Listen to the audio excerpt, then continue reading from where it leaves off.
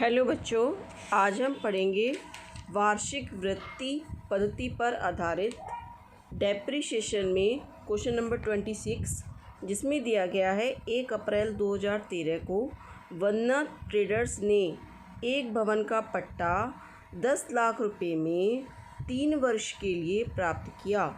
वार्षिक वृत्ति पद्धति से 5% प्रतिवर्ष की दर से हिरास काटने का निर्णय किया गया। 3 वर्ष में 5% वार्षिक ब्याज की दर से 1 रुपये की वार्षिक वृत्ति 0.367209 हो जाती है।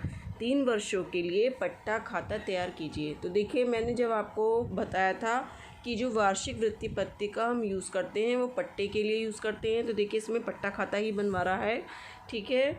और लीज होल्ड बिल्डिंग हम इसको कह सकते हैं, और पट्टे को लीज होल्ड बोलते हैं। और हमें भवन बनवाना है पट्टे पर, तो हमें इसका अकाउंट बनाएंगे तो हम बनाएंगे लीज होल्ड बिल्डिंग।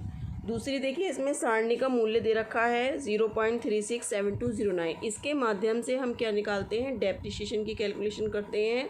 तो किससे, जो ये पट्टा लिया है 10 लाख का, इसकी हम मल्टीप्लाई कर देंगे इस वाली वैल्यू से, तो हमारी डेप की राशि आ जाएगी।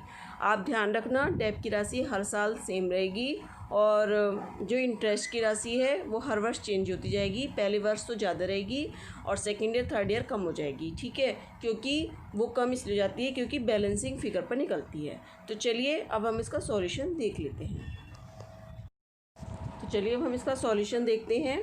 तो देखिए, सबसे पहले हमने क्या डाल दिया ऊपर, लीज होल्ड बिल्डिंग, क्योंकि पट्टे पर भवन है।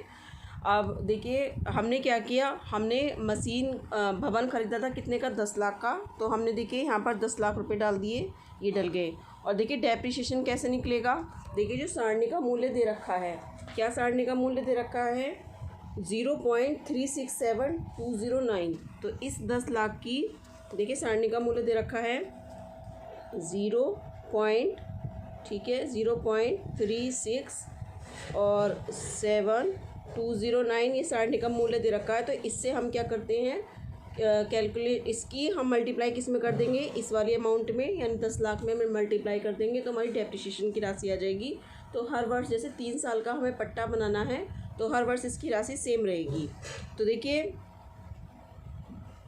हमने यहाँ पर देखिए डेप डाल दिया, बाई डेप डेप डेप, तीनों सालों में सेम रहेगी राशि, 3 साल का बनाना है। अब देखिए, इसमें जो इंटरेस्ट की अमाउंट है वो 5% दे रखी है। तो देखिए, हमें 1 अप्रैल 2014 को हमने ये ख़रीदा था, तो 1 अप्रैल हम 2014 लिखेंगे टू बैंक अकाउंट, कितना 10 लाख। 31 मार्च, क्योंकि 1 अप्रैल से कब तक लगेगा, 31 मार्च तक का 1 साल। तो 31 मार्च 2014 बाई डेप में हमने निकाल दिया। कैसे निकाला था, जो सारणी का वैल्यू दे रखा था उसकी 10 लाख से मल्टीप्लाई कर दिया, हमने बाई में लिख दिया, ठीक है। अब आता है इंटरेस्ट। अब देखिए, इंटरेस्ट सबसे पहले तो हम इस वाली अमाउंट पे लगाएंगे, पहली अमाउंट पर। तो 10 लाख पर 5% निकाला, 50,000 आ गया। इन दोनों को जोड़ दिया तो हमारा कितना आ गया, 10,50,000। इस 10,50,000 को हम यहाँ ले गए, इसमें से हमने डेप की राशि घटा दी, तो हमारा ये आ गया, कितना आ गया, 6,82,791 रुपये हमारा आ गया, ठीक है। अब इस बैलेंस को हम 6,82,791 रुपये को हम अगले नेक्स्ट ईयर ले गए, इस बैलेंस को हम यहाँ ले गए। तो देखिए, डेप की राशि तो सेम थी, तो ये जो हमने फर्स्ट ईयर में डेप की राशि डाली वही हमने सेकंड ईयर में डाल दी, ठीक है। अब जो ये वाला अमाउंट बचा था, कौन सा अमाउंट, बैलेंसिंग फिगर वाला, ये वाला, इस पर हम लगाएंगे डेप, क्या 5% की दर से। तो हमारा इंटरेस्ट लगाएंगे इस पर, हम बैलेंसिंग फिगर पर लगाते हैं, तो हमारा कितना आ गया, 34,140 रुपये आ गया, ठीक है।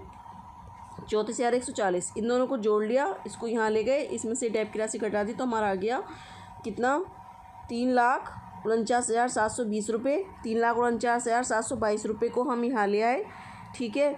उसमें फिर हमारी डेप की राशि सेम रहेगी, क्योंकि डेप की राशि में कोई चेंज नहीं होता, हमेशा चेंज किस में होता है, इंटरेस्ट की राशि में होता है।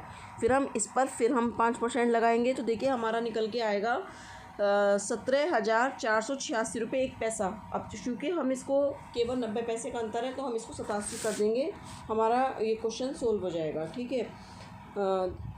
देखिए, मैंने इसके नीचे कैलकुलेशन भी करके दिखाई है। देखिए यहाँ पे हमने कैलकुलेशन भी करी है डेब्ट की राशि की। देखिए जो हमारी 10 लाख थी, इस वैल्यू से हमने इसकी मल्टीप्लाई कर दी तो हमारी डेब्ट की राशि आ गई, तीनों साल में बराबर रहेगी। जो बैलेंसिंग पहले साल में तो जो टोटल अमाउंट थी उस पर 5% लगाया तो 50,000 का हमारा इंटरेस्ट आया था।